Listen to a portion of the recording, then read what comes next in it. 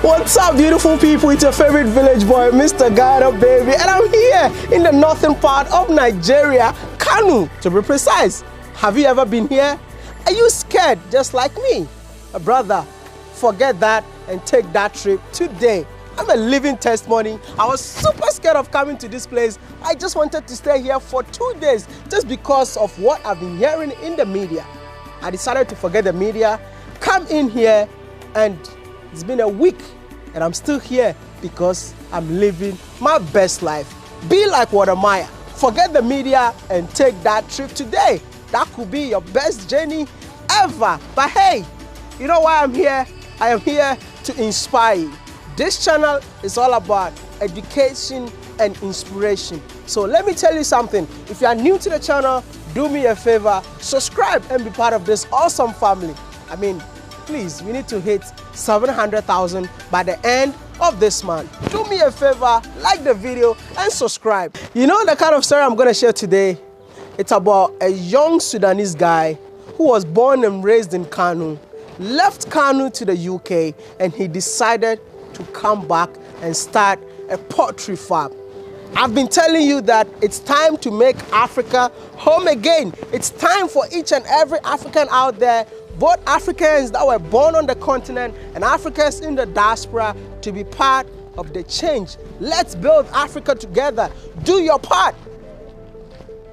It's time for all of us to be part of the solution, not the problem. Enough of the complaints. Come with me and let's go meet this young and amazing gentleman here in Kano. Hey, my brother. Hey, how you doing? I'm good. Good to see you. Good to see you too. No, I heard that you are Sudanese living in Nigeria. Yes, that's right. How come? You know, our family has been here for a long time. Oh, okay. It started from our great-grandfather. And then your great-grandfather moved in here. And then my great-grandfather moved here, and then my grandfather grew up here, and then my dad grew up here, and then it's our generation now. Wow, so you will also give birth to another... Yes, hopefully. It's going to be generation after generation. My brother, my name is Wadamaya from Ghana. Wadamaya. And then somebody told me about you. Yeah. That you have a poultry farm with over 30,000 beds. Yes, and I'm like, I really have to meet you. It's a pleasure to have you guys around. Okay. My name is Abdullah. And yeah, we've been into poultry for close to 5 years now. We've been dealing with layers specifically. We do egg production. And we also do point-of-lay production. I mean, you said 5 years. You started this 5 years. 5 years ago, where were you? 5 years ago, I was involved in a completely separate part of our business. Okay. We manufacture leather and we export agro-produce. Okay. So that was when I done my research on poultry, and I've insisted on myself to establish a poultry farm. And thankfully, so far, we've grown year by year, and we feel blessed to be where we are at the moment. How many birds did you start with? I started with 1,000 birds. 1,000 birds? Enough, yeah. And now you have 30,000 birds. We have 30,000 layers, and we have point of lay quarterly. We produce about 25,000. So in a year, we're talking about between 75,000 to 100,000. Point of lays. Some people watching us don't know what you're saying. Point of lay, what does that mean? Point of lay is when you bring a day-old chick from the hatcheries, and then you rear it up until the point of 16 weeks, 18 weeks, 20 weeks, just before they start producing eggs. Okay. So that the farmers that don't want to go through the hassle of rearing the chickens, they can just buy these point of lays ready, put it in their farm, and over the course of 2-3 weeks, they'll start producing eggs, and they'll love the way to the bank. The person who introduced me to you told me that you were in the UK. Yes. You stayed in the UK? Yeah, I spent a few years in the UK. How long? About 5 years. I went for uni in the UK. Also spent a bit of time over there, did some internships, worked with a few companies. And then you decided to leave the few companies and come back home. Yeah, exactly. Is something wrong with your brain? Huh? Nah, there's nowhere like home. There's no, you see, if you go to Twitter right now, I know a few Nigerians that just traveled to Canada and they're like, I'm out of Nigeria. Thank God. Thank God in Canada. Thank God in Canada. I'm in Canada. Yeah. And you had a chance to go there, and within 4 or 5 years, you decided to come back. You were even working there. Yeah. Why would you do that? There's nowhere like home, honestly. Africa is blessed. So many African countries, there's so many opportunities for you to come and explore on, add value to your country, provide.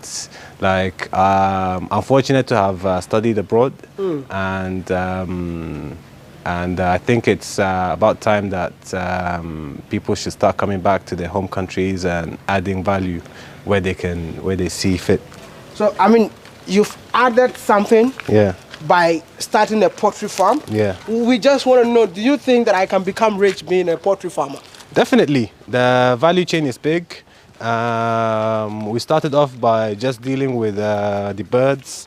That is from the day-old chick to the consumer. Okay. But the value chain is big. You can start, like now we're involved in feed production.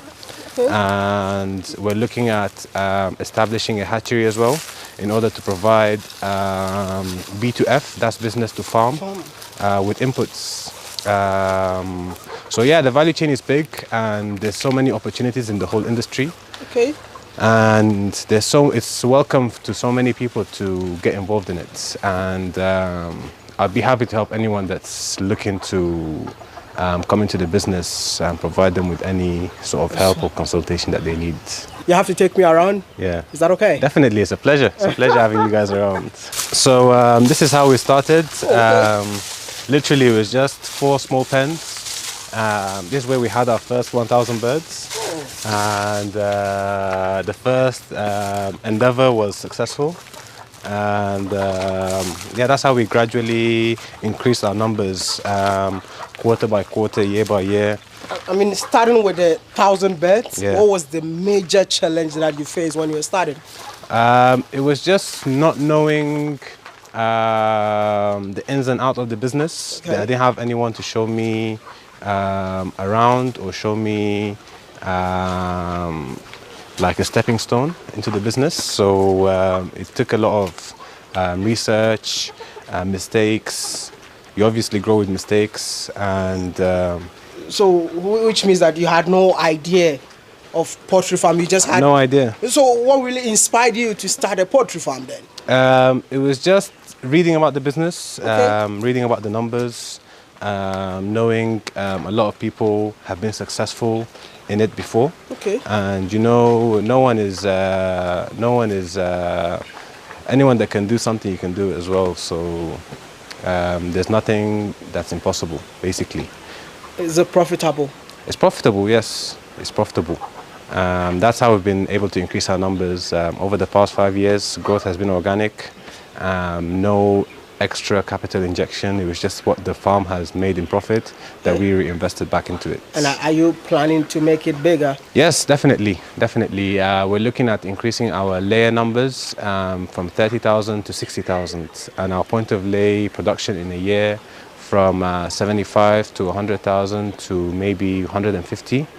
So the market is big, the demand is there, the supply is restrained, so we hope to fill in that gap by ensuring we can provide more supply into the market. And who are the consumers? We've had over 50 customers that bought our point of lay, including World Bank. They have this program called Appeals Project, in which they buy point of lay from big farms like ours, and then they supply smallholder farms from 100 to 1,000 birds. So over the past 3 years since we started our point of lay, we've never had any complaints.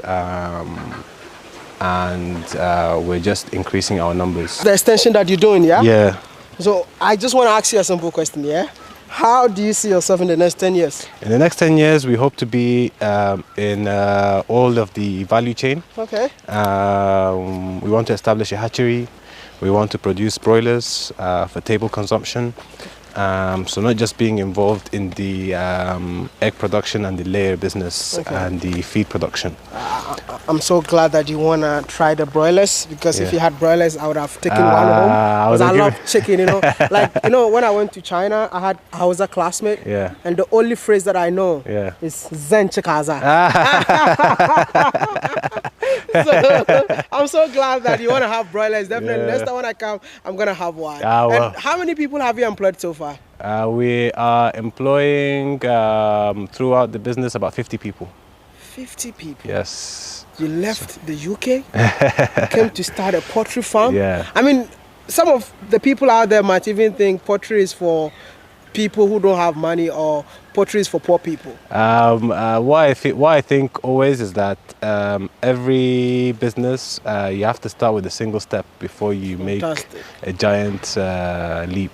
So start with a small step, learn from your mistakes, and then it will bound to be successful as long as you work hard.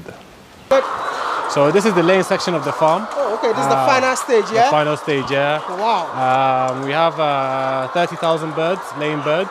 Okay. And in a day they produce about 700 to 800 crates. 700 to 800 crates, yeah. So how much is a crate? A crate is 1,100 to 1,200.